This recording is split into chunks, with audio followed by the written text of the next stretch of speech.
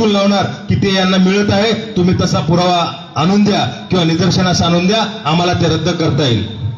परंतु दादाने 2023 पासून आजपर्यंत त्यांनी जितके उपोषण केले, फार कठीण उपोषण केले, आणि आता उपोषण करून करून दादाही कुठंतरी त्यांचंही मन खर्चीकरण होत चाललंय की आतापर्यंत आम्हाला उपोषणामध्ये मराठा समाजाला जे भेटलं ते खूप झालं नाही.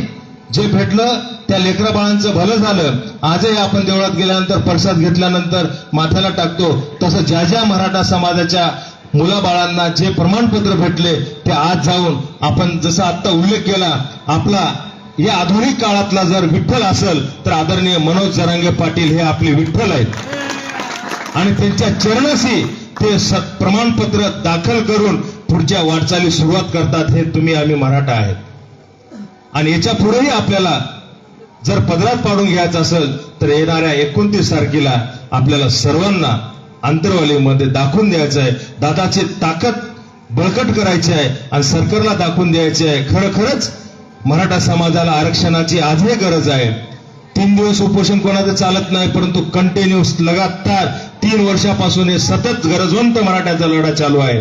त्याच्यामुळे यावेळेस सरकारला कुठंतरी नमतं घेऊन दादाच्या ज्या मागण्या आहेत त्या मागण्या पूर्ण करायला आपल्याला भाग पाडायचं आहे.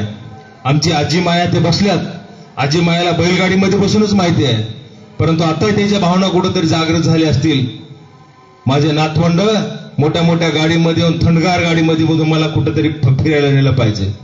आजोबांना आमच्या बैलगाडीमध्येच फिरून त्याची हौस पेडली, परंतु त्यांची इच्छा जागृत झाली आहे की मोठ्या गाड्या घेऊ, माझ्या नातवंड अधिकारी बनावं, हे प्रत्येकाचं स्वप्न आहे. तर त्याच्यासाठी तर आपल्याला आंतरवालीत जायचं आहे. दुसरा मुद्दा मी तुम्हाला